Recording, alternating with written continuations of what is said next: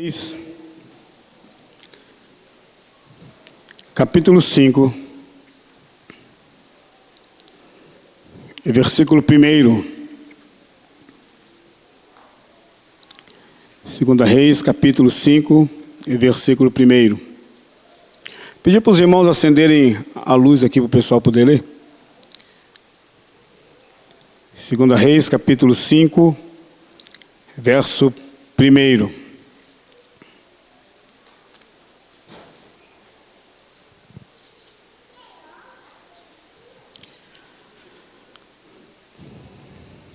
Eu vou ler aqui, os irmãos vão me acompanhando aí. Diz assim a palavra do Senhor. Naamã, comandante do exército do rei da Síria, era grande homem diante do seu senhor e de muito conceito, porque por ele o Senhor dera vitória à Síria. Era ele herói de guerra, porém leproso. Saíram tropas da Síria e da terra de Israel e levaram cativa uma menina que ficou a serviço da mulher de Naamã. Disse ela à sua senhora: tomara o meu senhor estivesse diante do profeta que está em Samaria, ele sim restauraria da sua lepra. Então foi Naamã e disse ao seu senhor: assim falou a jovem que é da terra de Israel. Respondeu então o rei da Síria: vai, anda, e enviarei uma carta ao rei de Israel. Então ele partiu e levou consigo 10 talentos de prata, 6.000 siclos de ouro e 10 vestes festivais. Levou também ao rei de Israel a carta que dizia: logo em chegando a ti esta carta, saberás que eu te enviei Naamã, meu servo, para que o cures da sua lepra. Tendo lido o rei de Israel a carta, rasgou então as suas vestes, e ele disse: acaso sou Deus com poder de tirar a vida ou dá-la, para que este envie a mim um homem para que eu cure de sua lepra? Notai, pois, e vede que procura um pretexto para romper comigo. Verso 8. Ouvindo, porém, Eliseu, homem de Deus, que o rei de Israel rasgara as suas vestes, mandou dizer ao rei: por que rasgaste as suas vestes? Deixai-o vir a mim, e saberás que há profeta em Israel. Amém e amém. Deixe sua Bíblia aberta, feche seus olhos um pouquinho. Vamos orar em nome de Jesus. Você que está lá atrás, aqui no meio, aqui na frente. Coloca agora o seu coração diante da presença do Senhor. Já louvamos o seu nome, já adoramos a Ele que é digno, e agora queremos ouvir a sua palavra, e a palavra vai ter efeito no nosso coração se também nós abrirmos para agasalharmos a palavra do Senhor, para que Deus possa falar comigo e com você. Então feche seus olhos onde você está, um pouquinho ainda em pé, e oramos. Pai, em nome de Jesus, nós te louvamos e te agradecemos pela tua graça, pela tua bondade, pela tua igreja que se reúne nesse primeiro dia desse mês. Somos gratos ao Senhor, porque o Senhor tem nos ajudado, e podemos falar, Ebenezer, até aqui o Senhor tem nos ajudado. Obrigado por cada irmão, cada visitante, cada jovem, adolescente, ancião, que se encontra aqui neste lugar, para mais uma vez ouvirmos a Tua palavra que é viva e também eficaz, para que possamos ser, Senhor amado, através dela, sermos, Senhor, orientados, tratados, direcionados, para que possamos glorificar e exaltar o Teu santo nome. Por isso agora joga a luz sobre esta palavra. Tua palavra é revelada a nós, mas precisamos da Tua iluminação, para que possamos vivê-la no nosso dia a dia. Para que possamos usar um texto como esse, tão antigo, lá do Antigo Testamento, e aplicar a nós hoje, em pleno século 21. Para isso precisamos do Teu Santo Espírito, que venha trabalhando na nossa mente, no nosso coração, para que possamos agasalhar a Tua palavra na nossa alma. Por isso repreendemos toda a dispersão agora de mente, de alma, de coração. Repreendemos toda a obra do inferno, do diabo. Esse local é o lugar onde Deus se manifesta. É o lugar onde o Senhor quer ministrar o nosso coração. E para isso sabemos, Senhor, que existem batalhas, existem lutas, conflitos, mas nós somos mais do que vencedores em Cristo Jesus. Por isso eu entrego e coloco a Tua igreja na Tua presença, para que o Teu nome seja exaltado e glorificado. É a nossa oração, em nome de Jesus Cristo. Amém e amém e amém. Amém, irmãos? Pode tomar assento em nome de Jesus Cristo. Louvado seja o Senhor.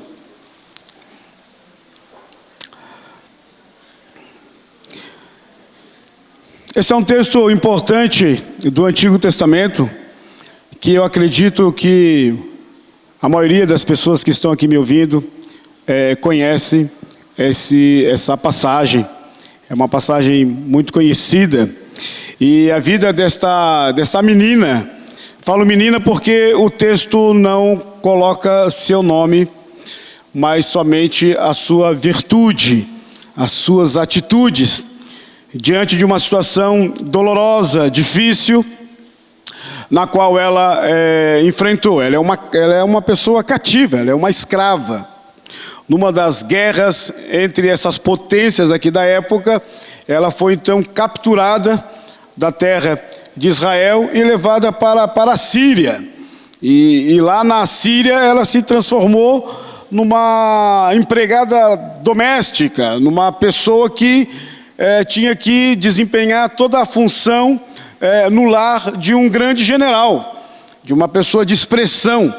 A Bíblia dá o nome dele, que é o Naamã. Então, a vida desta menina é uma grande inspiração, tanto para mim como deve ser para você também, porque ela é sacada, arrancada da sua terra, da sua família, dos seus amigos, e é levada para um país estranho, cultura diferente, culinária diferente, língua diferente, porque é a Síria. E essa menina, ela tinha tudo para ser uma jovem amargurada.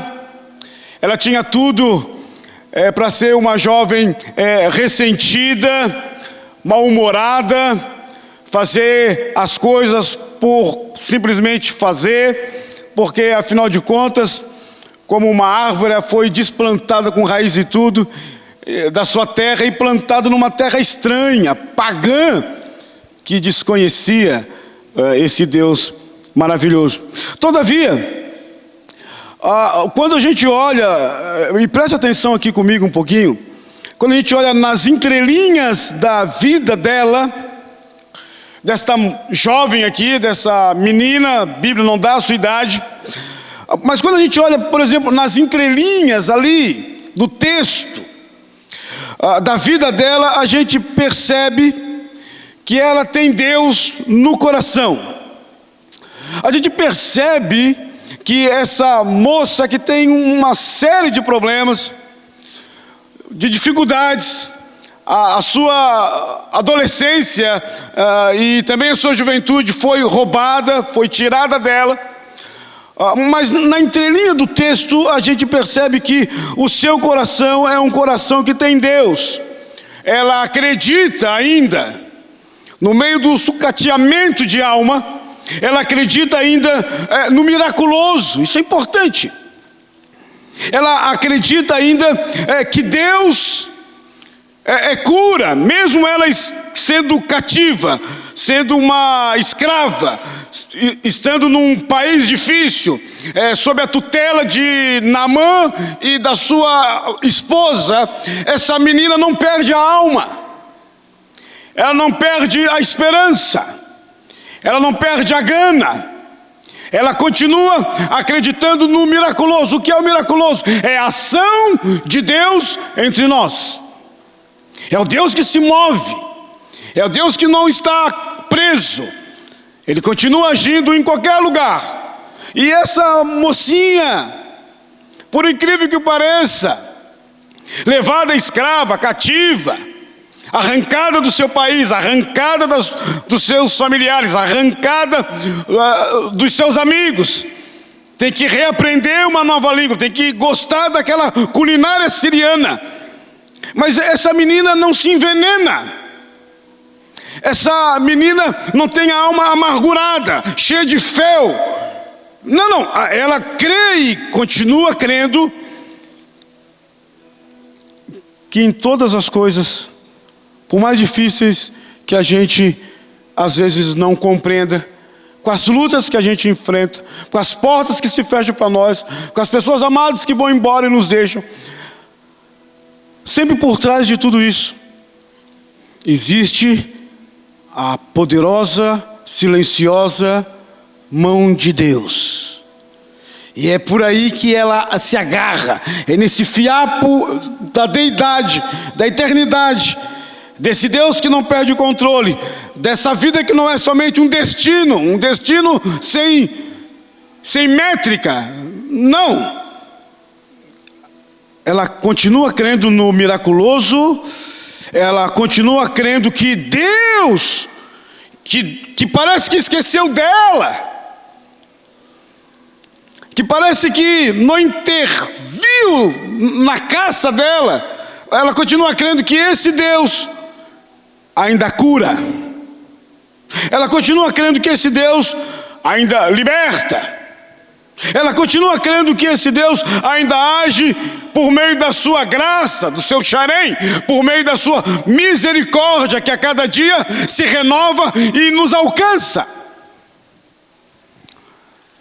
O texto que nós lemos, se você prestou atenção, é um texto longo, é um texto que trabalha muitas questões doutrinárias, práticas, para a nossa vida, a partir desse olhar, dessa janela, dessa menina. O texto em tela mostra para nós, por exemplo, 4 personagens que são importantes na conjuntura hermenêutica daquilo que eu quero aplicar para vocês nessa noite. Primeiro, o profeta Eliseu. O profeta Eliseu é o substituto de Elias, é o homem que Deus chama, é o homem que Deus capacita, é a voz da nação, é a presença de Deus para aquele povo. É o Eliseu, o servo, o Eliseu que faz milagres, o Eliseu que tem um cabedal de histórias magníficas, na qual Deus, através dele, age no meio do povo. Segundo, o texto mostra para nós um tal de Naamã. Quem é ele? O texto, no início, vai mostrando as suas virtudes. Mostra para nós que ele é, por exemplo, uma pessoa profundamente influente. Mostra para nós que ele é, por exemplo, o comandante geral do exército da Síria. Mostra para nós, por exemplo, que nas suas insígnias ele é um homem influente, ele é amigo do rei Haddad, ele é amigo dos grandes poderosos, ele é uma pessoa de influência. O Naamã, a Bíblia apresenta ele para nós como um guerreiro que batalha as guerras, que vence as guerras, que leva cativo, por exemplo, essa própria menina aqui em defesa. O Naamã é apresentado para nós como uma pessoa que tem dinheiro, ele é rico, ele tem uma posição social na sociedade da Síria, ele é amigo do presidente, do homem que manda em tudo. A Bíblia apresenta o Naamã para nós. Depois, no texto que a gente leu e vai continuar lendo um pouquinho mais, aparece para nós o rei de Israel. Quem é esse rei de Israel? É um rei incrédulo. É um rei que está na terra santa, mas o coração dele não é santo. É o rei que ouviu falar de Deus desde pequeno, mas que agora se desvia, se descamba, não quer saber de Deus.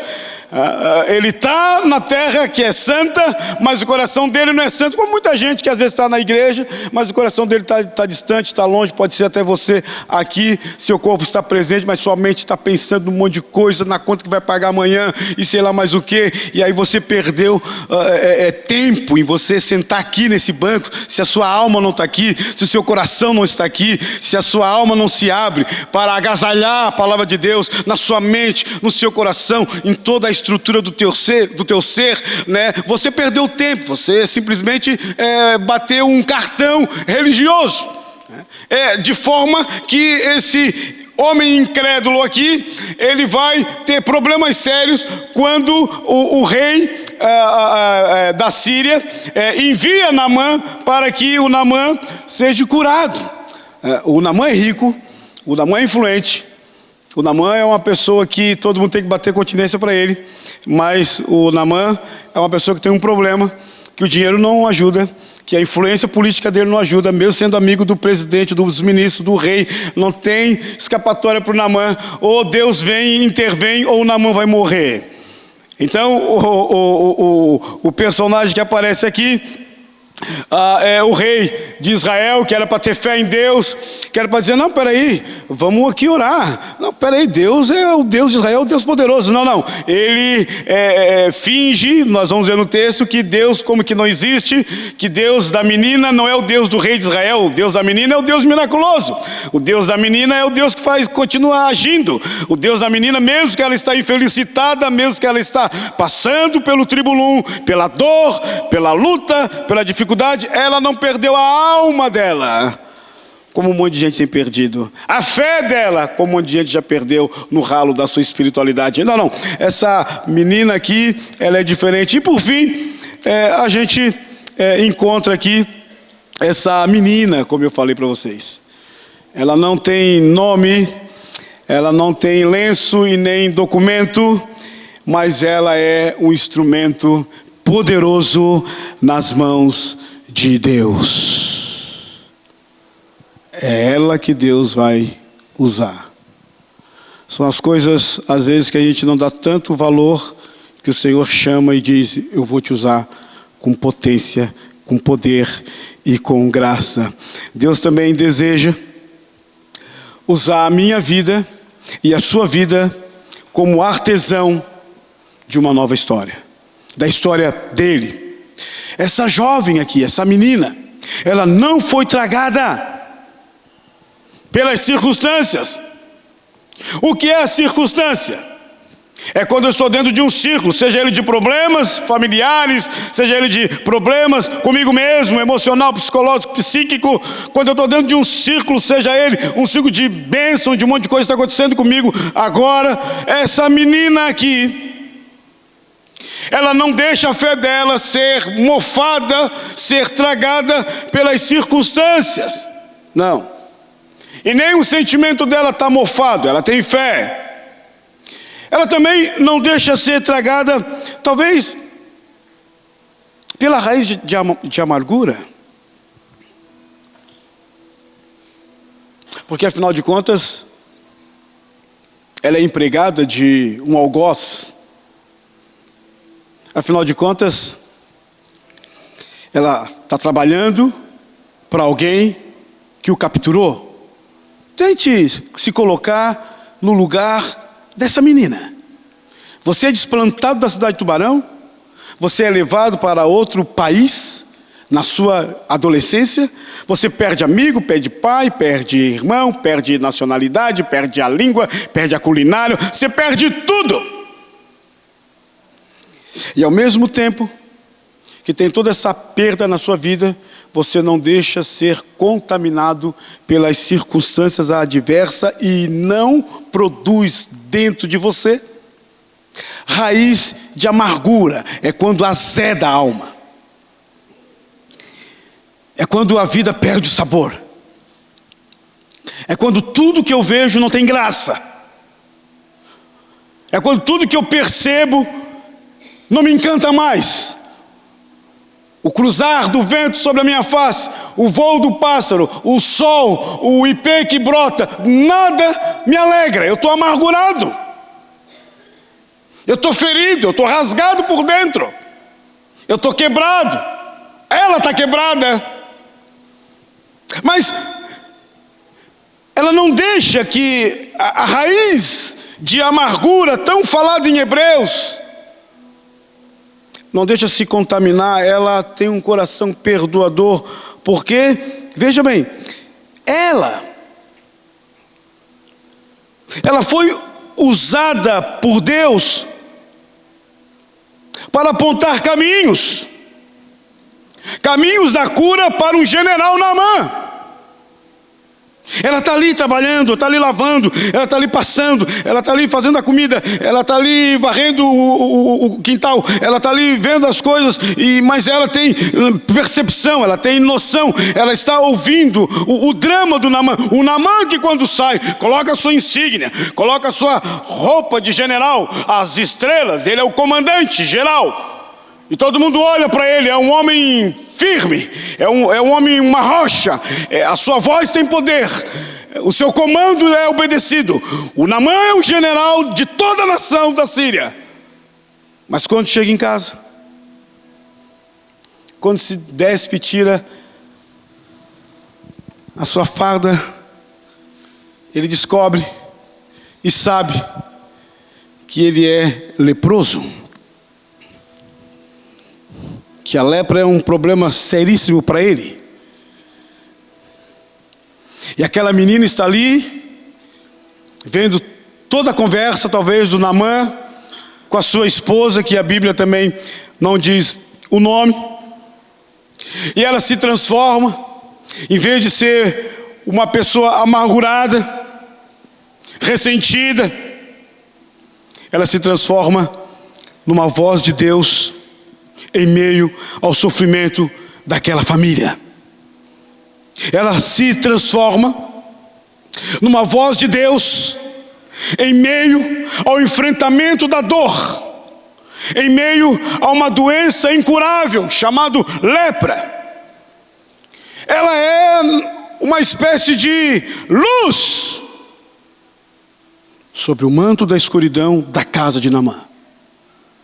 Ela é uma espécie de pessoa que aponta o caminho. Como é bom, em pleno século 21, numa sociedade que está sendo desmanchada em todos os aspectos, quando você encontra alguém que pode te apontar o caminho, ou quando alguém encontra em você palavras de ânimo, palavras de vida, palavras cristãs que brotam como água sobre os seus lábios, que abençoa, salga, ajuda, fortalece, irriga o coração do outro que está lá do outro lado, sofrendo, angustiado, quebrado, amassado, engaiolado, e encontra em mim, em você, igreja do século 21, uma palavra de Deus. Essa mulher, ou essa moça, ela mostra para nós o texto, que Naamã lá fora era um sucesso, mas dentro da sua casa tinha sérios problemas. Talvez isso pode acontecer com você também. Talvez lá fora você tem bastante sucesso, você é uma pessoa que todo mundo olha e vê, percebe, acha tão joia, mas quando está na sua casa, só você sabe as lepras que existem na sua alma, na sua caminhada, que precisam ser curadas, senão você vai morrer. E a Bíblia fala para nós que essa menina aqui, ela aponta caminhos para Naamã. Ela foi uma luz em meio à escuridão. O texto é claro, o texto é educativo. Naamã, como muitos, tem sucesso em casa, fora de casa, mas em casa não. Em casa ele enfrenta a dor, ele enfrenta o sofrimento. No seu lar, quando tira a farda, do general guerreiro, aparece a insígnia dele, mas ele se depara com aquilo que eu e você nos deparamos também todos os dias: a nossa fragilidade humana.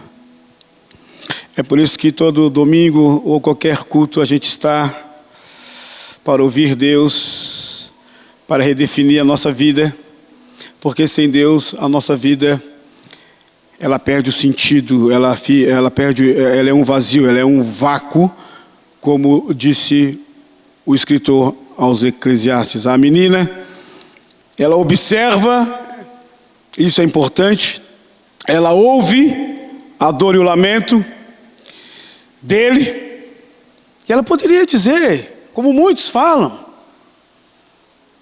tomara que ele morra de lepra.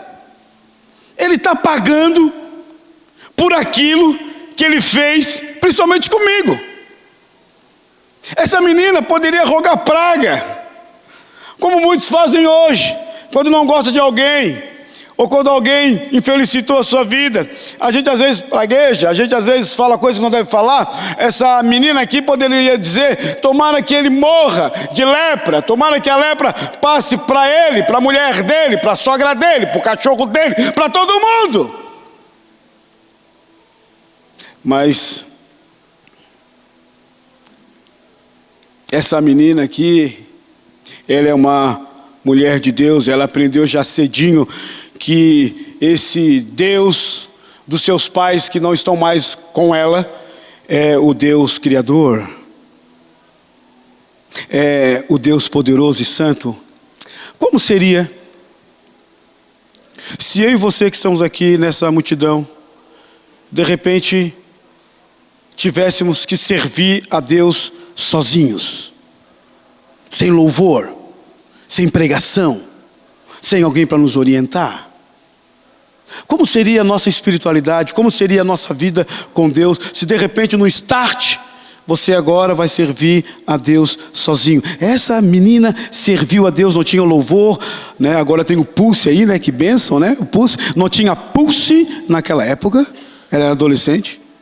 Não tinha Bíblia, não tinha ninguém. Estava sob o teto de pessoas pagãs que adoravam outros deuses. A gente vai ver aqui no texto. Mas a fé dela não se perdeu. A fé dela não foi embora. Como às vezes eu encontro pessoas que vão para a universidade e dizem assim: ah, pastor, perdi minha fé lá na universidade, porque agora eu estou lendo o Nietzsche, agora eu estou lendo o Sartre, porque agora eu estou lendo os grandes filósofos, os grandes construtores da humanidade. E aí eu olho para a Bíblia e já parece que não tem mais sentido esse texto aqui, que eu aprendi desde criança. E um monte de gente tem se perdido, não só na universidade, às vezes em vários outros lugares, tem trocado a fé por este mundo tenebroso que está aí fora. Tem trocado a fé, às vezes pela promoção que o próprio Deus abriu para você lá no seu trabalho, mas agora você não tem mais tempo para Deus, para vir no culto. Ah, agora não tenho mais tempo, pastor. Agora eu ganhei um cargo muito alto, então eu preciso dar tudo porque eu tenho que manter. Então, e a sua vida espiritual? Não, minha vida espiritual, ela vai indo. É mais ou menos aquilo. Nós tropica, mas não cai. Mas eu continuo orando um pouquinho, ainda leio o Salmo 91. Ah, tu leu o Salmo 91? Eu leio e o 23 também. É o crente celular, 91, 23. Ele perdeu Deus na promoção que Deus deu para ele. Ele perdeu Deus na universidade, na porta aberta que Deus deu para ele. Ele perdeu Deus, sei lá onde, com um monte de argumentos. Essa menina aqui não. Ela não perdeu Deus de vista. Ela continua adorando ao Senhor. Ela continua apontando o caminho. Às vezes eu converso com muitas pessoas que dizem assim: ah, eu sei que essa questão hoje da política é muito complicado, porque tem um monte de gente que é crente e que está lá naquela política e ele se corrompeu. Não foi a política que corrompeu ele. Ele já tinha um coração corrupto.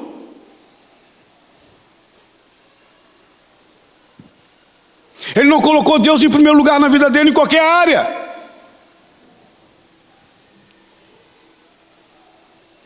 Em qualquer área da nossa vida.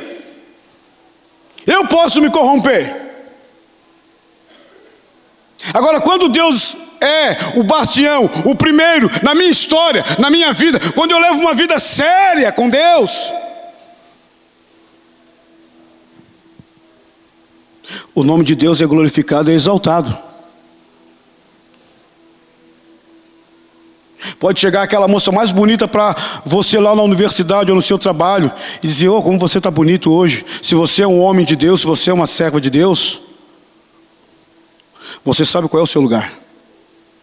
Se você sabe que aquilo ali é um flerte, aquilo ali é uma cantada, você já vai cortar na hora. Ai, mas eu não quero ser mal educada. Seja mal educada.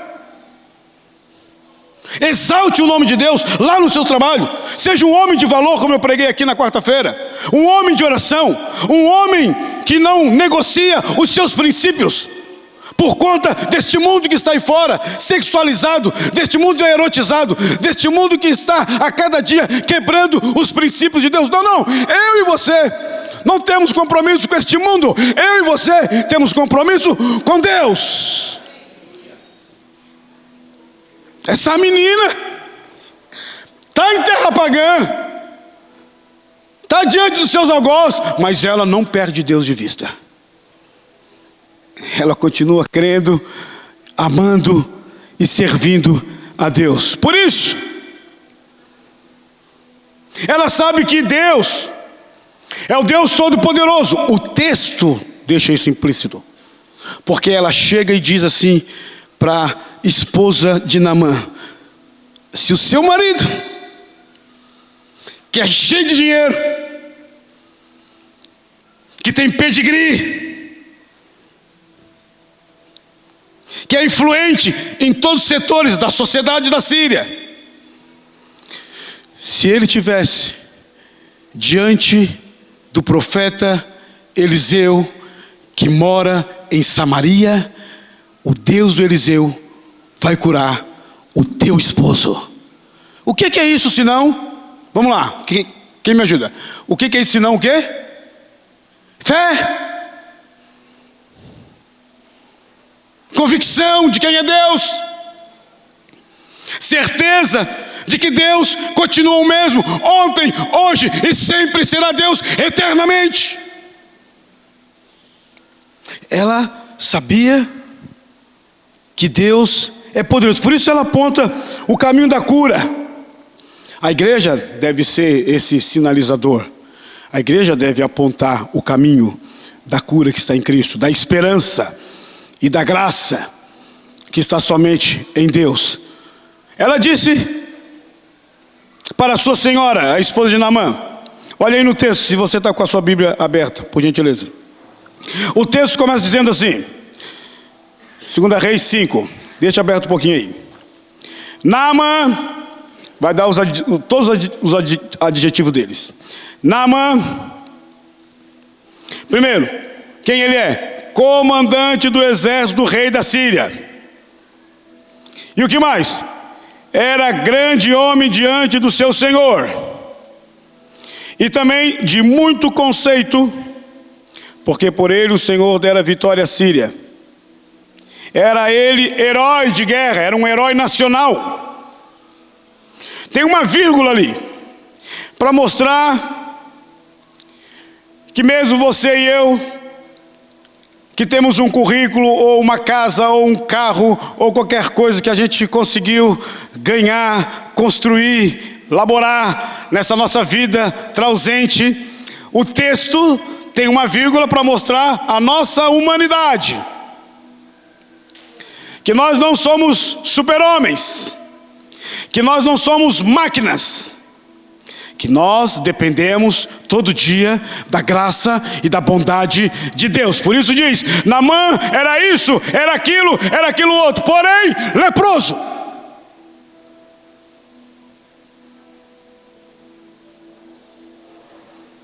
Necessita do favor de Deus para viver. Necessita da graça e da misericórdia de Deus que se renova a cada manhã, como eu e você. Você pode ter sua casa, seu belo carro, estacionar aqui na garagem. Você pode chegar agora na sua casa, abrir a geladeira, ter 3, 4 tipos de carne. Você pode agora dizer, amanhã eu vou trabalhar, passei no concurso público, amanhã eu vou para a universidade. Não tem problema nenhum, tudo certo. Todavia, eu e você não podemos esquecer a nossa humanidade. Ou seja, eu dependo de Deus todo dia. Porque se Deus fizer assim, amanhã você morre, irmão. Como a gente tem visto aí, recebe, morreu. Pessoa às vezes mais novo do que eu, morreu. Por quê? Porque todo mundo é humano. Ninguém pode se estribar, como diz o texto da Bíblia, no seu próprio conhecimento, dizendo, bem, amanhã, não. A gente deve sempre orar aquilo que o Tiago nos ensina a orar. Se Deus quiser, eu vou fazer isso, aquilo e aquilo outro. Mas se Deus quiser. Então o texto mostra ali, Naamã, ele era leproso. E aí por conta disso, a menina, modelo, protótipo para mim e para você nessa noite, tem a nítida convicção e certeza que mesmo sendo escrava na casa de Naamã, ela é livre. Porque o Deus que ela tem no coração faz dela uma pessoa livre.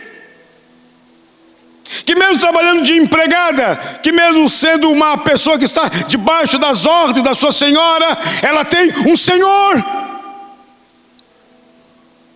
que ela confia, que ela sabe que existe. E por isso que, com muita convicção, ela chama a mulher dela, e está aí a patroa dela, e o texto diz assim: Naamã, comandante do exército do rei da Síria, era grande homem diante de seu senhor e de muito conceito, porque por ele o Senhor dera vitória à Síria. Ele era um guerreiro, ele era um herói. E aí tem uma vírgula, porém, ele era humano e contraiu lepra. Ele está doente agora. Saíram tropas da Síria e da terra de Israel. Está contando agora um pouquinho da biografia dessa menina. Ela poderia ser a pessoa mais amargurada por pouca coisa. Hoje eu tenho visto pessoas amarguradas que não perdoam, que dizem, eu não perdoo, pastor. Mas por que, irmão? Não perdoo. Ele lá, eu aqui. Por bem pouca coisa, as pessoas hoje estão com seus corações inchados, dilacerados, quebrados, desalmados, sem gana, sem paixão, sem amor, sem adoração, sem busca de Deus. Nos transformamos em robôs e precisamos dessa nova vida, a vida de Deus em nós.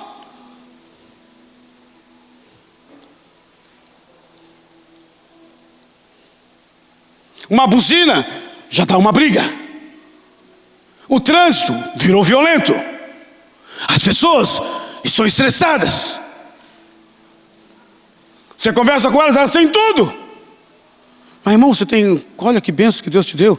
Você tem carro, você tem uma casa, você tem um bom emprego, você é jovem, você tem saúde, você vai para a academia, você come o que quer, você vai lá comer um açaí, você não sei o que, tal. Você está estressado, você não perdoa ninguém. Olha como é que está a tua alma, como é que está o teu coração. Você está destruído emocionalmente, espiritualmente. Cadê a tua vida?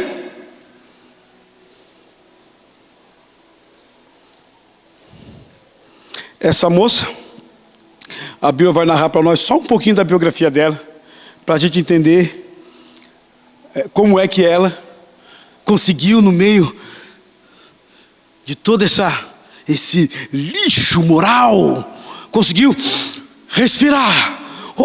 Estou viva. Não fui picada pelo ódio, não fui picada pela inveja, não fui picada pelo ciúme, não fui picada pela amargura. Estou livre, estou viva. Naamã, você está livre, mas você está preso dentro de você. Eu estou presa, mas eu estou livre diante de Deus. Não tem coisa melhor. O Paulo, o apóstolo, falava muito bem isso quando ele estava nas suas prisões. As cartas das prisões do apóstolo Paulo são as mais lindas que eu gosto de ler, Colossenses, Efésios, Filipenses, porque quando Paulo está preso, ele mesmo fala que ele está livre, porque liberdade é um conceito de você estar em Cristo. Então você é livre. Então seu coração é um coração que está agora sendo tratado por Deus. A Bíblia mostra para nós e diz assim, olha só. Saíram tropas da Síria, pensa, um exército, saíram. E foram em direção à terra do povo de Deus.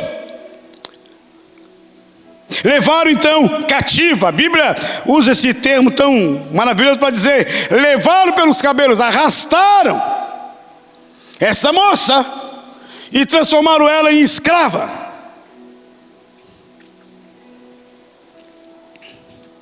Levaram cativo uma menina que ficou ao serviço da mulher de Naamã.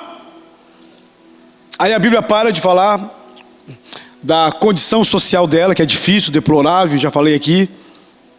E a Bíblia agora começa a mostrar a virtude dela. Mais importante daquilo que você faz é aquilo que você é. Isso é virtude. Mais importante daquilo que você tem, que tem um monte de gente que tem, mas não tem caráter. Tem um monte de gente que possuiu, mas ele está possuído também por esse sistema. Mais importante do que ter é ser. E essa menina aqui, ela não tinha nada de bens deste mundo, mas ela tinha aquilo que vai revolucionar um país inteiro. Você acredita nisso? Essa menina tinha algo que vai fazer os dois presidentes de república.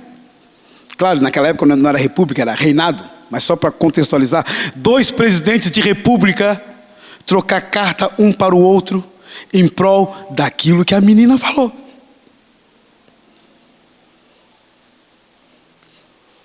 A menina não falou nem para Naamã, falou para a esposa de Naamã. Ela disse assim, está aí no texto aí da sua Bíblia, verso 5:3, diz assim, ó, disse ela à sua senhora, olha o que ela falou, tomara que o meu senhor estivesse diante do profeta que está em Samaria, a capital de Israel do norte, porque nessa época o reino tinha se dividido, reino norte, reino sul. Ela disse, tomara, se tiver uma oportunidade deste homem Naamã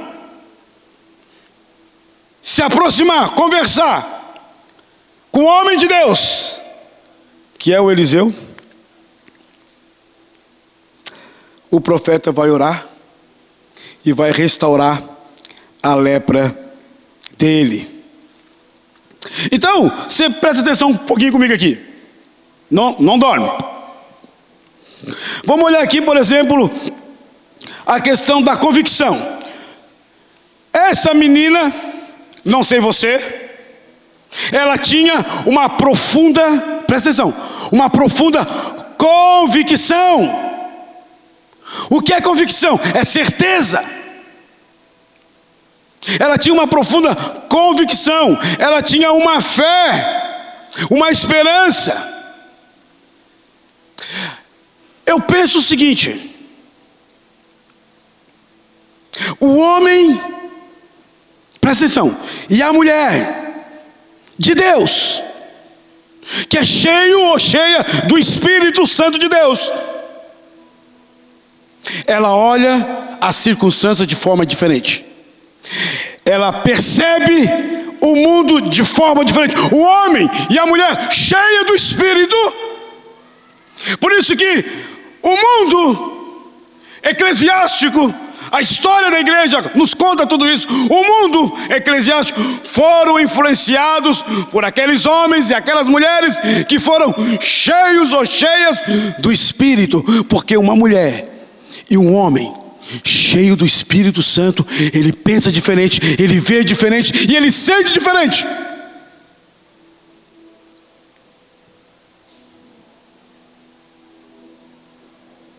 O coração dele bate na fé de Deus. Ele chega na igreja, ele sabe que isso aqui é banco, tem parede, mas tem pessoas aqui, e isso aqui é a reunião dos santos. Então Deus está aqui neste lugar. Ele não chega aqui como se fosse um fórum, uma escola, uma repartição pública, senta e vai assistir, porque já está totalmente equivocado esse conceito de assistir. Ele vai assistir um culto, ele vai ouvir uma palavra, quem sabe palatável e tal, e depois ele vai embora, e a vida dele continua, entrando, saindo. O mês de maio foi embora, entrou agora esse mês aí de junho, que eu me confundo junho com julho, que mês é mês? É julho, né? Junho, eu confundo esses dois, né? E a vida vai seguindo, e o ano vai indo embora, e a vida dele continua, e assim vai. Esse é o homem que tem traço que Paulo falou, sárquicos. Paulo falou isso na sua carta. Paulo falou: não posso escrever para vocês coisas mais maduras, porque vocês não são pneumáticos. Ou seja, vocês não são espirituais, vocês não são maduros. Vocês são sárquicos, vocês são carnais. Vocês não cresceram, vocês continuam o mesmo. Mesma atitude, mesma conversa, mesma piadinha, mesma ideia, mesma visão. Vocês não têm a mente de Cristo.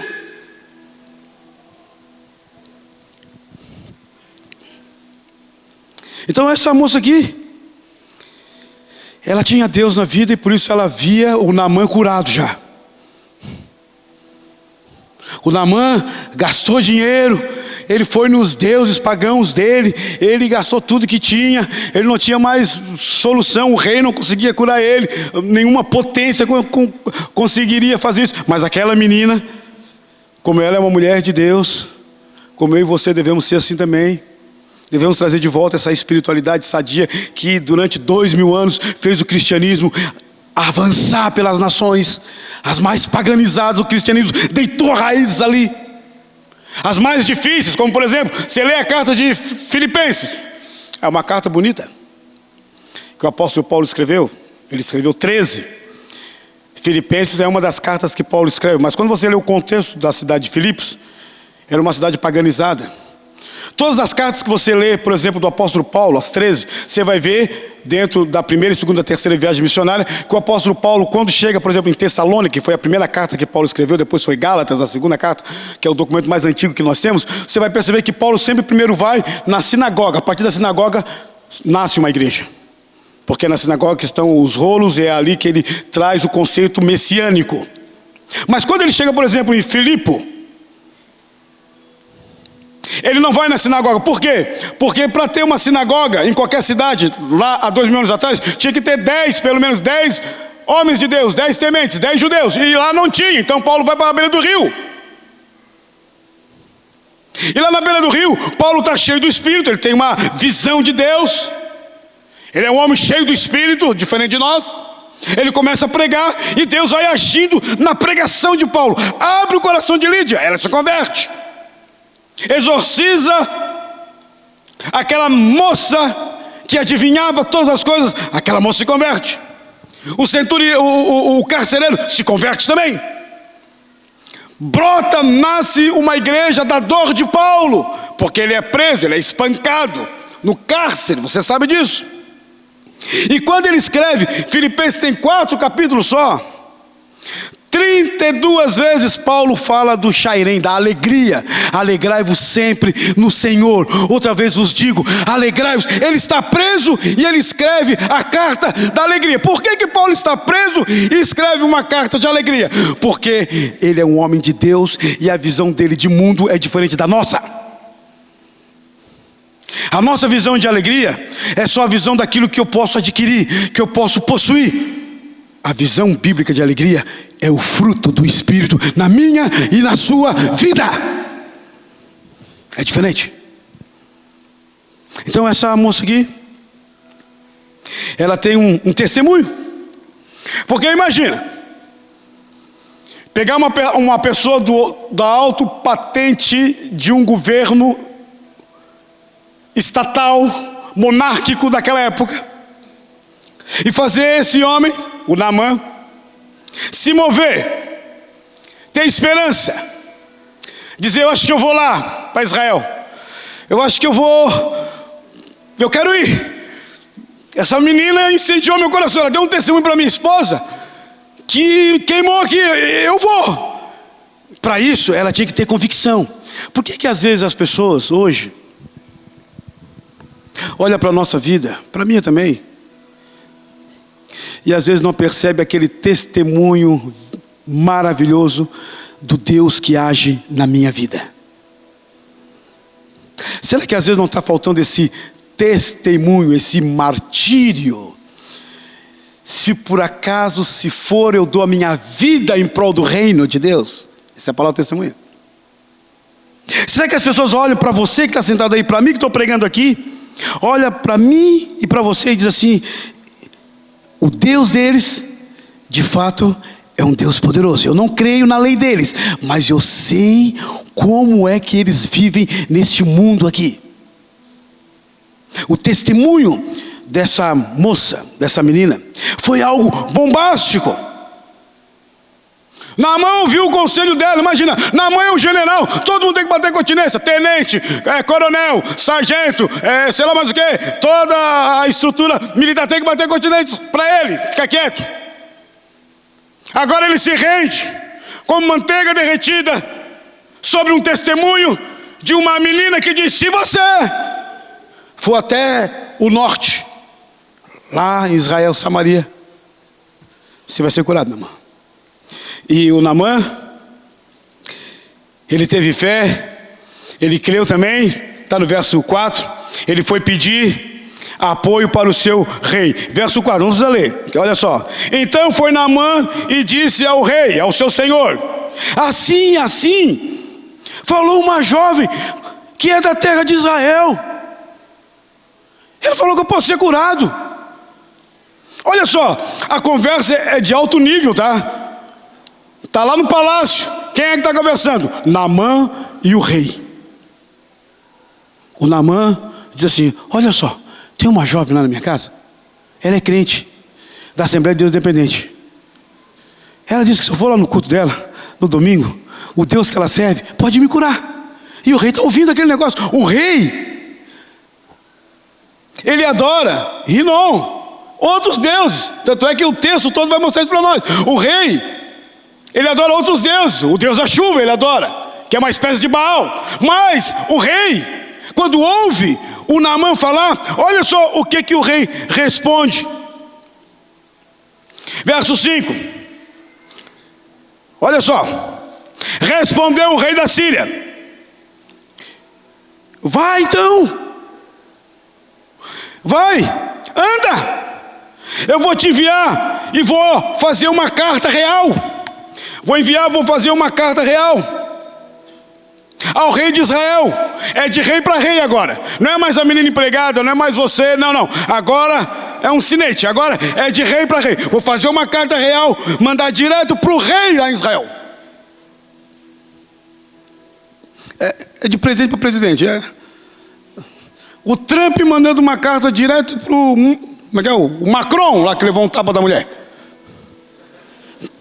Lá no avião. O Macron: ô Macron, que é isso, Macron? A gente vai convidar ele para dar uma palestra aqui para casais. É de presidente para presidente. Vai a carta real. E aí, olha só. O que o rei... O rei é cheio do ouro. Diz assim: respondeu o rei da Síria: vai, anda. Enviarei uma carta ao rei de Israel. Ele partiu. Ele quem? O Naamã partiu. O Naamã foi. Fé, convicção, certeza. A voz daquela menina ecoou aqui no meu ouvido, caiu no meu coração. Está me incendiando. Eu vou. Irmãos, é uma coisa louca, porque ele vai com uma comitiva real. Ele vai com uma comitiva, e não só uma comitiva. Ele partiu aqui para a igreja ADI e levou consigo, olha só que alegria para nós que somos líderes aqui, 10 talentos de prata. É muito dinheiro. Que bênção. Vem, Naamãzinho amado. 6.000 ciclos de ouro. Oh glória. Vem, Naamã, para ADI. E 10 vestes festivais, ou seja, roupa nova, da mais cara, grife. E o Naamã vai. Aí o Naamã está indo, com aquela comitiva toda, dinheiro, prata, ouro, roupa, tudo que dá status de pessoa rica. Aí ele vai para onde? Ele vai para Samaria. Chega lá, ele bate na casa de quem? Quem lembra? De quem? Do rei. Porque ele está com a carta. Está aqui a carta. Ai, você tem que ir para a academia. Está aqui a carta. Ele vai entregar a carta para o rei. O rei pega a carta. O rei de Israel lê a carta.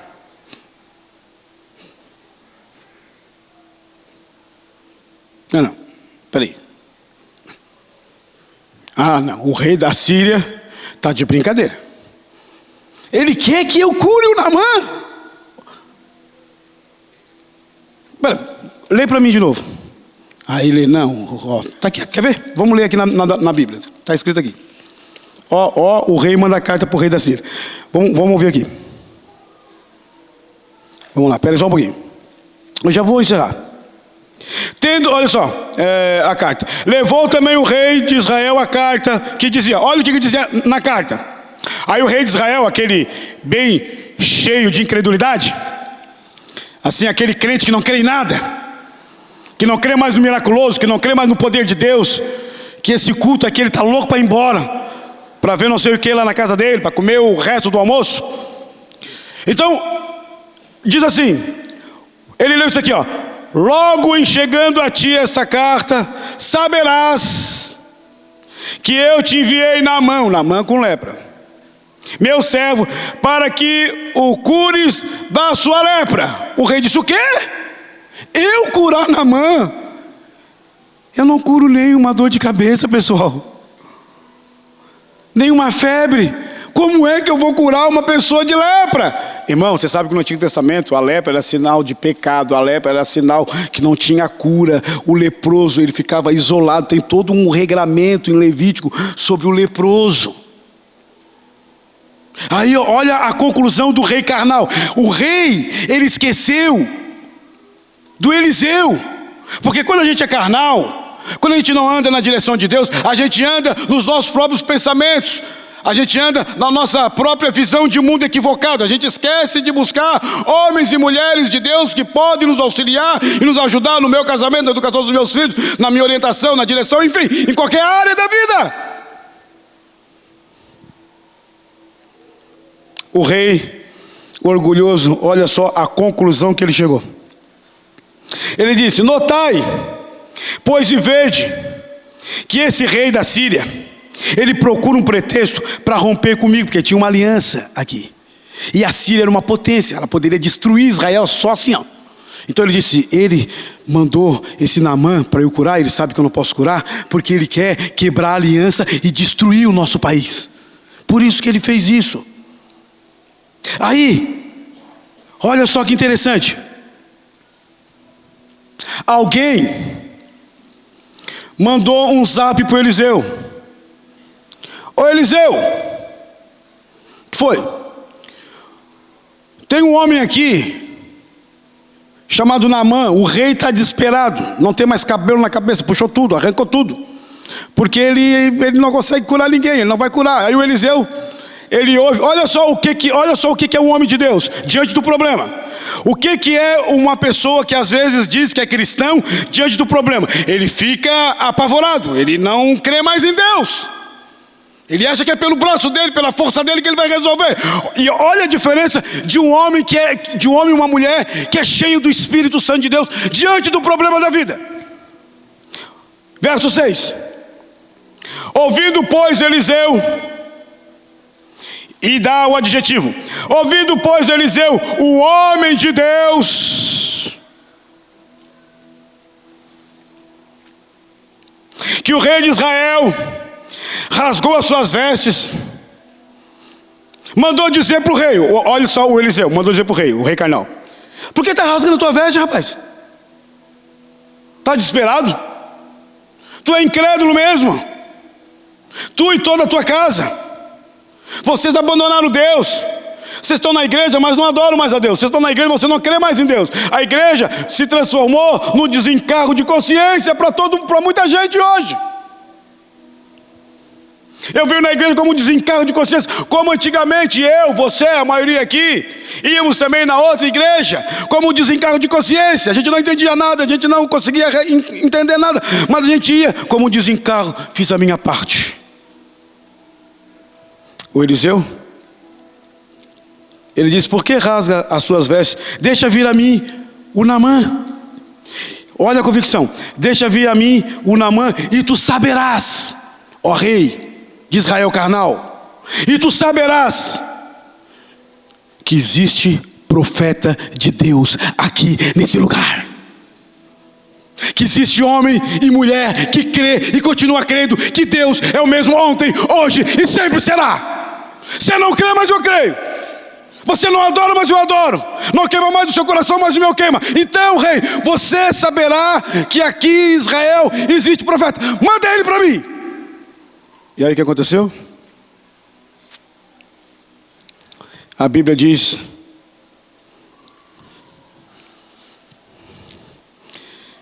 que o rei mandou o Naamã. Aí o Naamã foi. O Naamã vai andar mais ou menos uns 10, 15 quilômetros. Ele vai aonde o Eliseu está. Chega lá. Aí ele chega com a polpa real. Chega com tudo. Ouro, prata, comitiva. Não sei aqui os mais velhos, talvez vão se lembrar. Se lembra daquele filme Um Príncipe em Nova York? Quem lembra? Um Príncipe em Nova York. A maioria não lembra, é coisa antiga mesmo, coisa de velho, né? Mas Um Príncipe em Nova York era interessante porque aquele moço, ele era filho de um rei muito rico na África, e ele foi para Nova York porque ele cansou daquela vida de riqueza e ele queria trabalhar, e ele começou a trabalhar de garçom e tudo mais, e tal, aquilo, e até que o pai dele descobre que o filho dele, que é o herdeiro de tudo aquele reino, está trabalhando de garçom, e aí ele chega em Nova York, por isso o príncipe de Nova York, ele chega com toda aquela comitiva real, com aqueles carros importados, com aquelas roupas maravilhosas, e todo mundo fica de boca aberta. Oh, meu Deus! Foi o que aconteceu aqui. O Naamã chegou com ouro, com prata, comitiva, tal. E aí ele pensou: bem, o Eliseu vai sair da casa dele, vai oferecer um café para mim, vai oferecer um bolo, a gente vai conversar. O Eliseu vai de certo fazer um showman, vai impor as mãos sobre a minha cabeça, vai invocar o nome do Deus dele, e eu vou ser curado. Sabe o que aconteceu? O Eliseu não saiu para cumprimentar o Naamã. Sabe o que o Eliseu falou para Naamã? Disse para Naamã assim: ó, vai tomar banho. É verdade, está no texto. E não foi nem o Eliseu que mandou ele tomar banho. O Eliseu mandou o assistente dele falar imagina, o assistente dele falar para o general. Fala lá para o general: vai tomar banho. Aí ele chegou lá e disse: vai tomar banho, mergulha 7 vezes no Rio Jordão e tu vai ser curado. O Naamã falou: o quê? Eu mergulhar nesse rio enlamado aí como o Rio Tubarão? Não são os rios, aí ele fala aqui, né?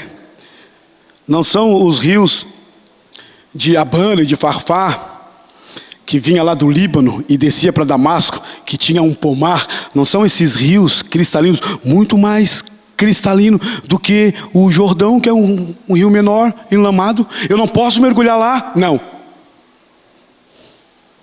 Você vai mergulhar e você vai viver e você vai ser obediente naquilo que Deus falou para você. A vida cristã não é aquilo que eu acho. A vida cristã é aquilo que Deus diz que eu devo fazer, mesmo que eu não entenda. A galera do louvor chegou. O Eliseu achava, não, o Naamã achava que o Eliseu ia colocar ele, agora é moda aí em muitas igrejas do Brasil, né? Sala VIP. Vem aqui, Eliseu, na sala VIP, senta aqui. Vai ter cafezinho, vai ter aguinha com gás, vai ter coquinha, vai ter tudo. Senta na sala VIP aqui, Eliseu, o Naamã. Ele achava que ele ia fazer isso, mas ele não fez. Porque ele não está preocupado com as coisas deste mundo, o profeta. Ele diz, vai te banhar 7 vezes lá no Rio Jordão. Olha só, irmãos. Se Deus falou, cabe a nós obedecer. O Naamã entra no Rio Jordão. E entrando no Rio Jordão, eles começam. Ele mergulha. Primeiro. 1. Aí ele levanta. Mais outro Naamã. 2. Ele levanta. E ele vê nada. Mais outro Naamã. 3. Lodo aqui. Pena aqui na orelha. Um monte de coisa. Mais outro. 4. E o Naamã, isso não vai dar certo. Não, vai, Naamã, vai. 5. Nada. Mais uma, Naamã. Vamos. 6. Nada. Naamã, agora vai dar certo. Ele falou que era no 7. 7. Quando deu 7, a Bíblia diz que Deus instantaneamente curou Naamã. A pele de Naamã ficou igual de uma criança, bumbum de neném, lisinha. Pelo poder de Deus. O poder não estava na água. O poder não estava no número que o Eliseu falou. O poder estava em Deus, que deu uma ordem e ele obedeceu. E por isso ele foi curado. 7, se fosse na quinta ele não ia ser. Se fosse no 3 também não ia. Tinha que ser no 7. Porque Deus falou. E quando Deus fala, eu tenho que obedecer.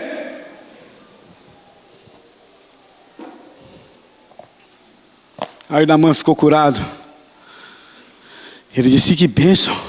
Ele volta lá para casa do Eliseu. Aí o Eliseu vai receber ele. Ô Naamã, e aí? Fui curado. Deu certo. Que bênção. Eu tenho aqui ouro, eu tenho aqui prata, eu tenho aqui roupa. Eu quero te dar tudo isso aqui. Está aqui, é teu.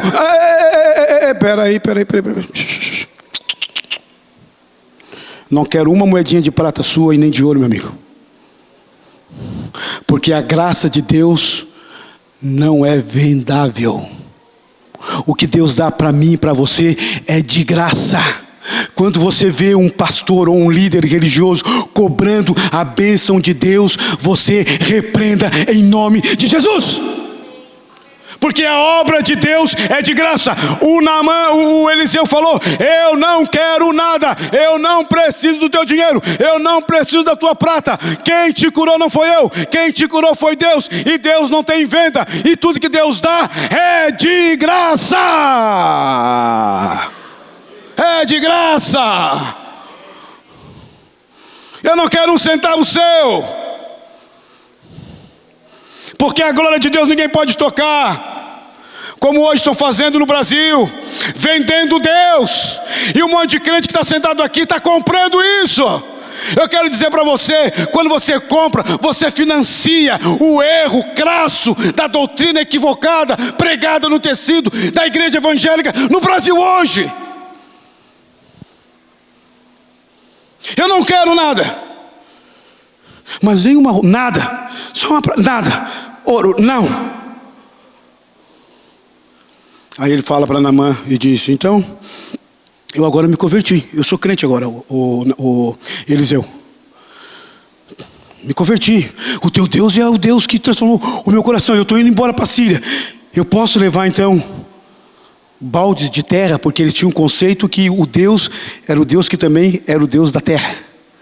Então ele levou mulas de terra e falou, quando eu entrar lá no templo de Rinom e ficar segurando o braço do rei, saiba que eu estou fazendo aquilo como um protocolo diplomático, porque aquilo para mim não serve de mais nada. Aquele Deus para mim não é mais Deus. O único Deus agora para mim é o Deus do Eliseu, é o Deus de Israel. Ele se converteu.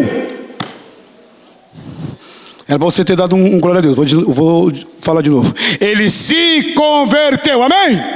Amém, irmãos. Pela graça de Deus, foi embora feliz da vida. Eu fico imaginando, o texto não diz, ele chegando na casa dele, encontra a menina que ele levou como escrava, ele deu um abraço, deu um beijo, disse: ó, tá aqui, ó, a tua carta, pode ir embora, vai, volta para a tua terra, que agora eu também sirvo o mesmo Deus que o teu, vai para a tua casa, vai para os teus, porque foi uma transformação poderosa, porque quando Deus entra no nosso coração, Deus muda tudo, a nossa visão, o nosso jeito de falar, o nosso jeito de pensar, o nosso jeito monetário. Deus, ele altera todas as coisas, porque Deus é o Deus poderoso. Amém, acabou, vamos colocar em pé, pessoal. Deu. Vamos embora. Vamos orar e vamos para casa. Dá um abraço no seu irmão e diga: irmão, seja como Naamã. Creia, mergulhe 7 vezes no mar de Deus e deixa Deus curar a tua vida, restaurar o teu coração. Vamos cantar ao Deus dos Deus, transforma, ao Rei dos Reis. Aleluia.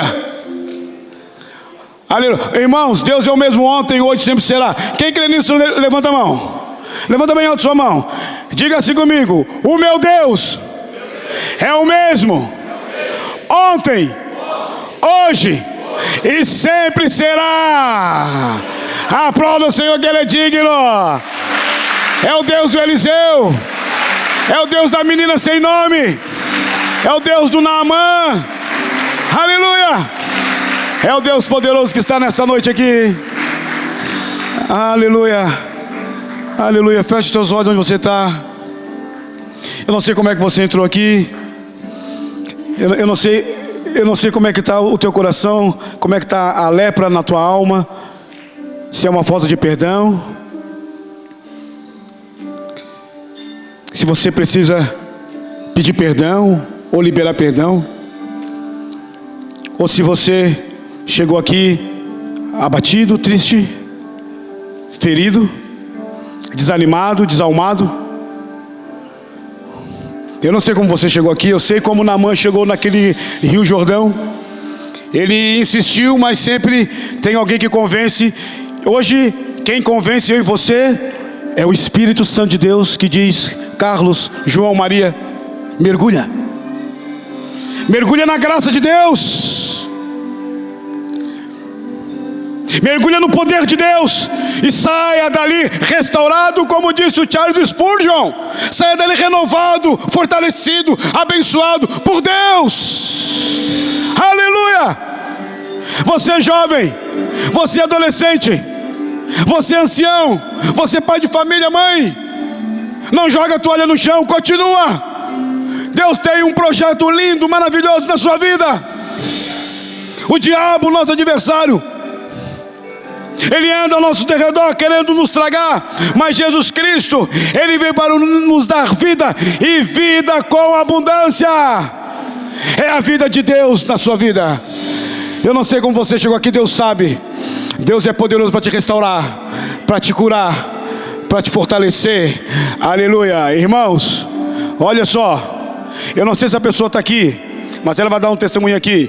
Mas está lá o nosso irmão Romárcio. Levanta a mão aí, Romárcio. O Romárcio está lá, domingo. Eu estava na porta, eu e o Romárcio, e veio uma moça e o marido falar comigo e com o Romárcio: quero falar uma coisa para vocês. Eu estava desenganada pelo médico, eu estava com câncer, a mulher falou.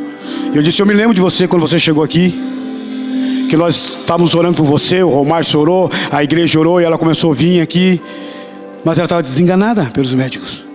E ela, lá na porta, ela falou: pastor, eu queria dar um testemunho na igreja, eu posso dar? Eu falei: claro, pode. O que foi? Então eu vou testemunhar. Eu estava desenganado pelos médicos. Várias vezes eu vim aqui na igreja, aqui eu e meu marido, aqui chorando, câncer. E sabe o que aconteceu? Sabe por que eu vim hoje aqui? Porque depois de tanta luta, batalha, eu recebi essa semana do médico dizendo: não sei como aconteceu, mas eu tenho uma notícia para te falar. Você está curada! Curada! Aplauda o Senhor, porque Deus é bom. Ele é o mesmo ontem, hoje e sempre será. Curada! Como Naamã, curada! E ela chorando, ele e o marido chorando, falaram: louvado seja Deus, nós queremos dar um testemunho do que Deus fez na nossa vida. Ela foi curada. Aleluia! Aleluia! Coloca assim a sua mão no alto do coração. Coloca a tua casa, a tua família, teu pai, tua mãe, teu tio, teu vizinho. Aleluia! Hoje às 6 horas iniciou aqui a intercessão, a oração. E nós queremos continuar porque nós queremos ver milagres de Deus aqui neste lugar, curas de Deus aqui neste lugar, Deus salvando esses adolescentes, Deus salvando os jovens, Deus restaurando famílias, Deus restaurando pessoas. Nós queremos ver o sobrenatural, o miraculoso, o poderoso de Deus aqui neste lugar. Aleluia! Glória a Deus!